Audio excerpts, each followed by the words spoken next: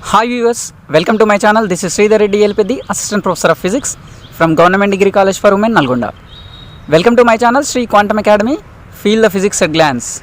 Today I am going to explain you about PN junction diode and its biasing. From my previous video, you have a clear idea about how can we make a PN junction and what is the mechanism beyond the formation of depletion layer. Now let us discuss in detail about the biasing of PN junction. Before going to watch my video, please subscribe my channel if you not yet done. Press bell icon to get latest updates. Please watch, share, like, comment my videos. PN junction diode. The name itself indicates PN junction diode. Diode means dielectrode. That means it has two electrodes. That means two terminals. So PN junction diode means it is a two terminal device consisting of PN junction. This can be made from either silicon or germanium pure semiconductor materials. What is PN junction? When a piece of P-type material is made in contact with the N-type material, then the interface between two regions is called PN junction. That means take a P-type material and take a N-type material and join them together. At the joining, the boundary or the interface which is separating these two different materials is called PN junction. Now this device which containing PN junction is called PN junction diode. Take a P-type material and take a N-type material and try to join these together. If you join these together, then you will get PN junction. But it is not possible to make a PN junction by adding two different materials.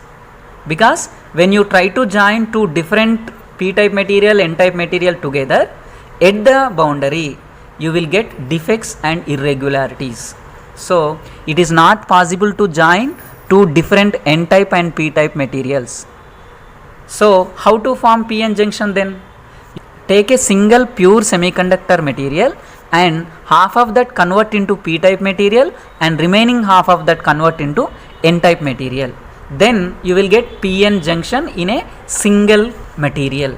How to convert into P-type? If you dope with trivalent impurity, then you will get P-type material. If you dope with pentavalent impurity, then you will get N-type material. So by doping with different impurity atoms in a single crystal, then you will get PN junction. That means half of the side diffuse with P-type material and remaining half of side diffuse with N-type material. So in a PN junction, one side is doped with trivalent impurity to make it P-type and other side it is doped with pentavalent impurity to make N-type. Then the interface plane which is dividing these two different zones is called PN junction. You see here, this is a semiconductor material. Now it is converted one half into P-type and other half into N-type. In P-type, majority charged carriers are holes and you will get immobile negative charges also and minority charged electrons are there. In N-type, majority charged electrons and immobile positive charges and also you have minority holes. Here I have not shown any minority charges because they are very less in number. That's why in P-type and N-type I have shown only majority charged carriers. So in P-type, holes and immobile negative charges and in N-type, electrons and immobile positive charges. Now when these two materials are made in contact at the boundary, at the interface, what happens? In P-type, holes are there, in N-type, electrons are there. So when these two are joined together at the interface, majority electrons from N-type diffuse towards P-type. Similarly, majority holes from P side diffuse towards the N side. When electrons from N side and holes from P side diffuse together at the junction, when they crossing, hole and electron recombination takes place. So when electron and hole cross the junction, they recombine each other. Due to this recombination, electron and hole pair get vanished. That means that free charges get vanished. That means now you don't have any free charges at the boundary because at the boundary left side and right side all the free charges recombined each other and they get vanished. So at the boundary, due to the recombination, holes and electrons are vanished. Now there are no free charges available on either side of the junction, right? This region in which there are no free charges is called depletion region or no charge region or space charge region. There are no free charges, but there are immobile charges which are not moving. So in p type there are immobile negative ions, and in n type there are immobile positive ions. So immobile charges are accumulated in this depletion region. Due to these immobile positive charges in n side and immobile negative charges on p side, there are two different charges which are separated. What happens? A voltage developed across these two. So in depletion region, that means across the junction, due to the immobile positive and negative charges, and voltage developed across the junction, this voltage is called junction voltage or potential barrier. Now this potential barrier prevents majority charged carriers from crossing the junction. That means these immobile negative charges on left side, they will repel that electrons from which are coming from the n side. Similarly, the positive charges on the depletion layer repel the holes which are coming from p side. So in this way, these immobile charges repel free charges to cross the junction. So this acts like a barrier. That means it is preventing majority charges to cross the junction. That's why it is called potential barrier. This potential barrier voltage value is around 0.1 to 0.3 volts. That means if you supply energy more than this 0.3, then only majority charged carriers cross this junction. That means if you supply more than 0.3 volt energy, then electrons from n side cross the depletion layer. Similarly, holes from p side cross the depletion layer. Next, Fermi energy level of a p-n junction. That means how the Fermi energy level changes when p-type material made in contact with the n-type material. From my previous video, you have a clear idea about the Fermi energy level of p-type material and n-type material. Fermi energy level of a p-type material lies just above the valence band. You see here, this is a energy level diagram. This is valence band and this is conduction band. In p-type material, there are acceptor atoms. So the acceptor energy level is just above the valence band. Now the Fermi energy level shifts downside. That means it is just near to the valence band. Navy blue color line is the Fermi energy level of a p-type material. Similarly, the Fermi energy level of a n-type semiconductor lies just below the conduction band. That means, see here, this is the valence band, this is the conduction band. In n-type material, there are donor energy levels. So because of the donor energy levels, now the Fermi energy level shifts to conduction band. Now you can see here that navy blue color line is the Fermi energy level of a n-type material. It is just below the conduction band. So the Fermi energy level of p-type semiconductor is above the valence band. Fermi energy level of n-type semiconductor is below the conduction band. Now what I am doing? In p-n junction, I am joining these two different materials together. When I try to join p-type and n-type material, now how the Fermi energy level changes? When I try to join these two material, the Fermi energy levels matches in two materials. That means the Fermi energy level of p side matches with the Fermi energy level of n side. Now what happens? Because of this one, the band diagram shifts. So in p-type material, Fermi energy is towards the valence band. In n-type material, Fermi energy is towards the conduction band.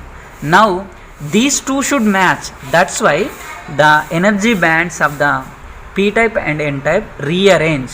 Now the n-type material energy bands just move down and p-type material energy levels just move in upward direction. This is the new Fermi level.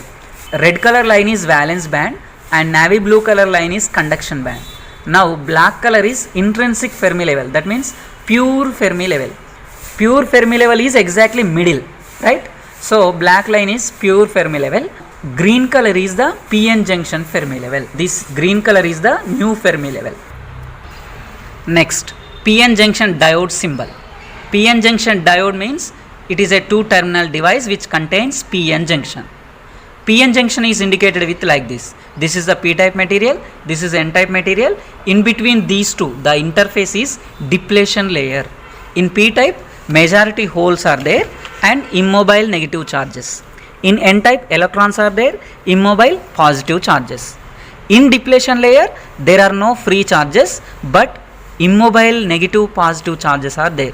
Due to these charges, there is a voltage developed which is called potential barrier, right? p-n junction diode symbol is this one. This is the symbol for p-n junction diode.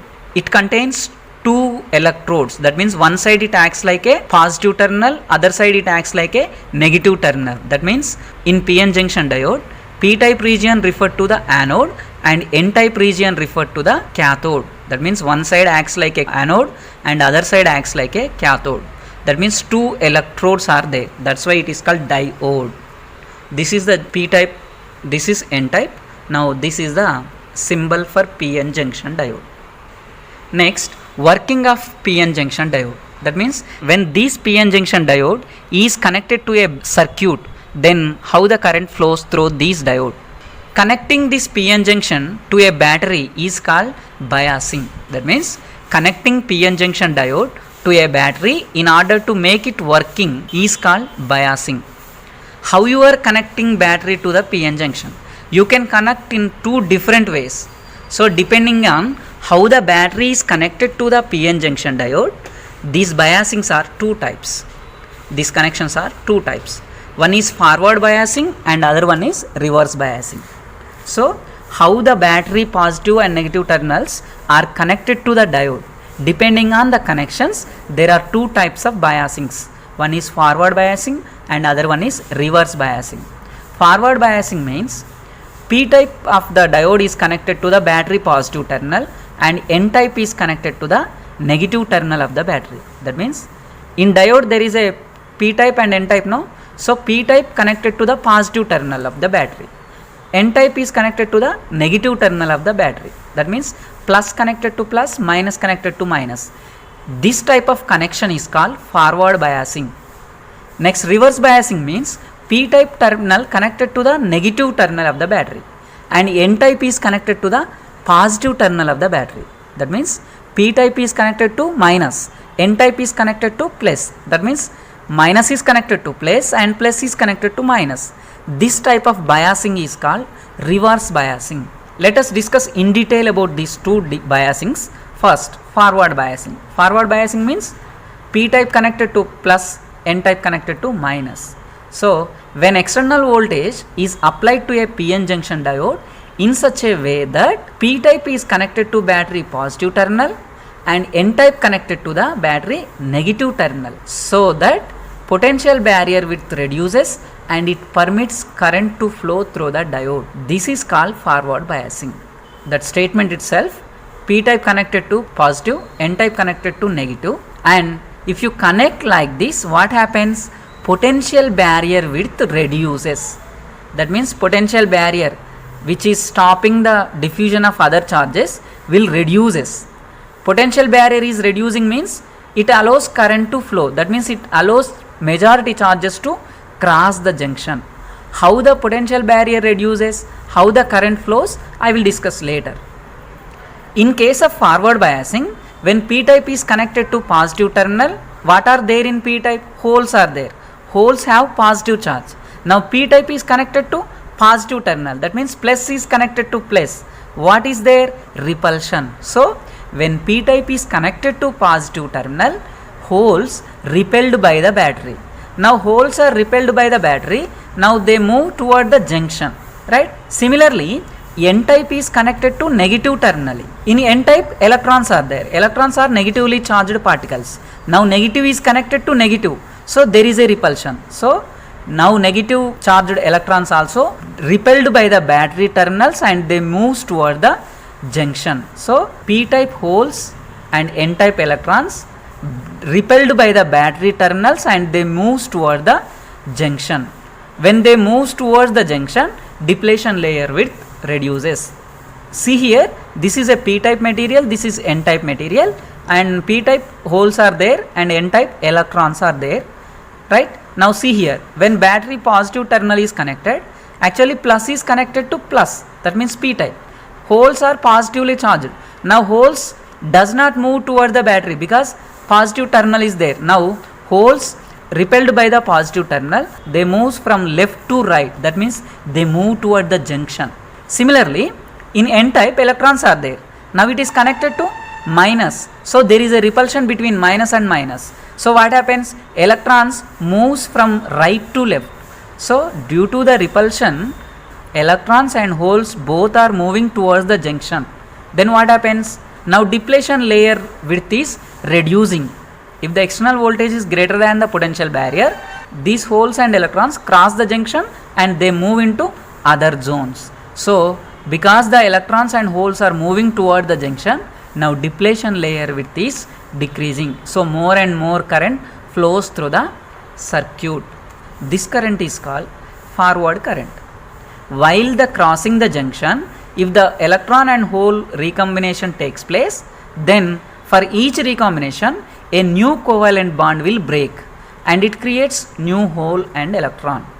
In forward biasing, potential barrier width decreasing and current is increasing. So in forward bias, current is more, that means resistance is less.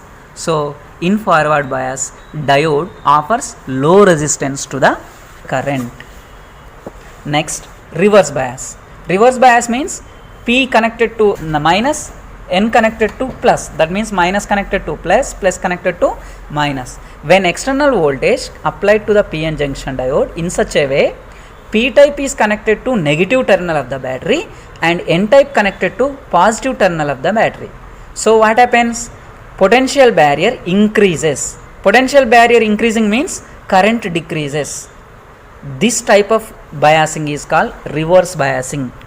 Reverse biasing means P-type is connected to negative terminal, N-type is connected to positive terminal, so that potential barrier width increases and current reduces. This type of connection is called reverse biasing connection. Now see how the potential barrier width is increasing in reverse bias.